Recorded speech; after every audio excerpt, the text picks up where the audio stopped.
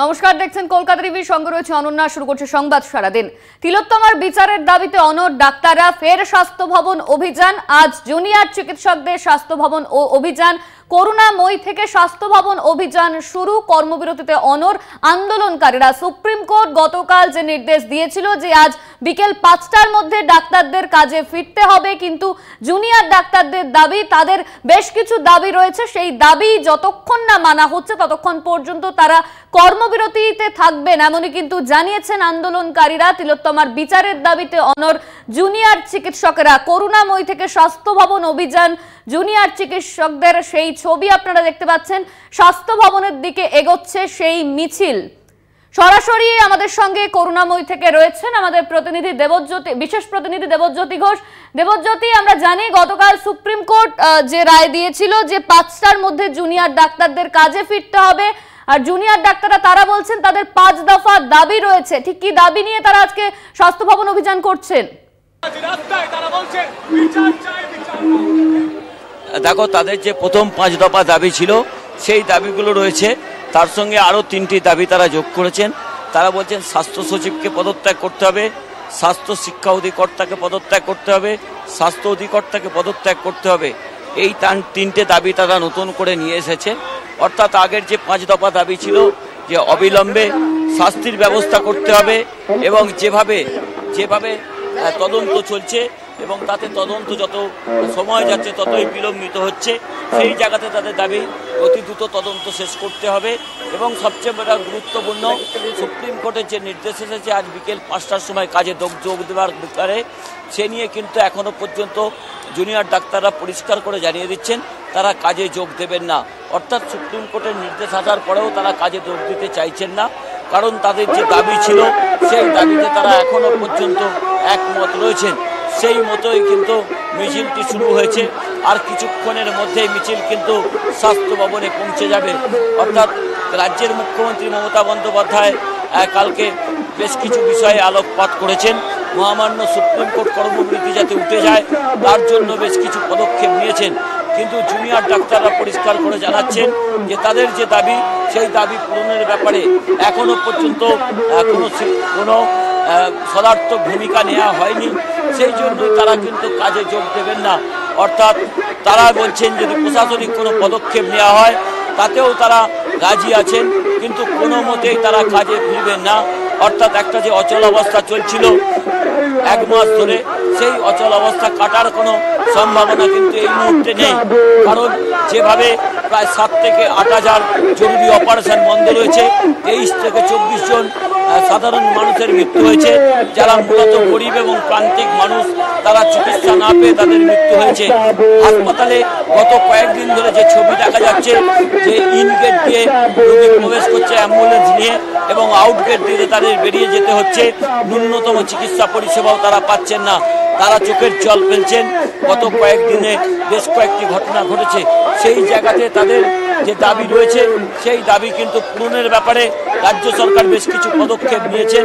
সেই জায়গাতেও তারা বলছেন যে অবিলম্বে পুলিশ কমিশনারকে পদ থেকে সরাতে হবে, স্বাস্থ্য শিক্ষা অধিকর্তাকে সরাতে হবে, স্বাস্থ্য অধিকর্তাকে সরাতে হবে, স্বাস্থ্য সচিবকে সরাতে হবে, এবং নিরাপত্তার উপযুক্ত ব্যবস্থা করতে হবে। এই ঘটনার সঙ্গে যারা ষড়যন্ত্রকারী তাদের অবিলম্বে গ্রেপ্তার করতে হবে, এবং সেই মতো তাদের বিরুদ্ধে ব্যবস্থা নিতে হবে। এবং অত্যন্ত গুরুত্বপূর্ণ তাদের যে বেশ কিছু কর্মসূচি তারা করেছিলেন, তাদের মধ্যে আজকে বিকেল 5টায় তাদের যে নির্দেশ মহামান্য সুপ্রিম কোর্ট দিয়েছে, সেই সুপ্রিম কোর্টের নির্দেশকে তারা মানবেন না, সেটাই কিন্তু তারা বলছেন, কারণ তারা কাজে ফিরবেন না। সেই জায়গাতে অত্যন্ত গুরুত্বপূর্ণ আগামী কয়েকটা দিন চিকিৎসা পরিষেবা কোন দিকে পৌঁছায়। আমার ক্যামেরা পার্সন সেই ছবি দেখাচ্ছে, আমি সেই ছবিটা একটু দেখাতে বলবো।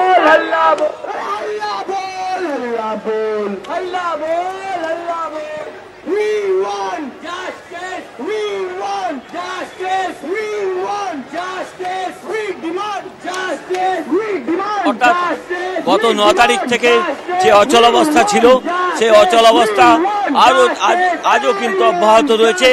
আগামী দিনেও সেই অচল অবস্থা কিন্তু অব্যাহত থাকবে, কারণ এরা কাজে ফিরবে না। জুনিয়র ডাক্তাররা তারা কিন্তু আজকে পরিষ্কার করে জানিয়ে দিয়েছেন।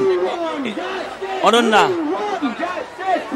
দেবজ্যোতি, জুনিয়র ডাক্তারদের সঙ্গে কি কথা বলা সম্ভব?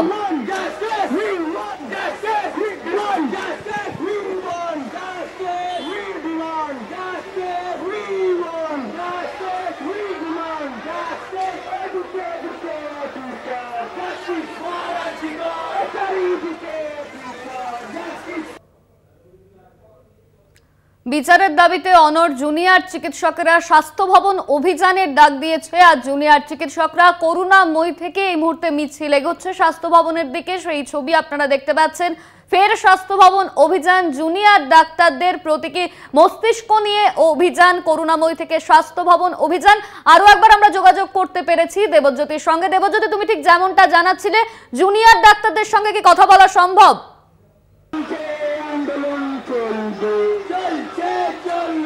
দেখো, বেশ কয়েকজন জুনিয়র ডাক্তার তারাও কিন্তু মিছিলে অংশগ্রহণ করেছেন।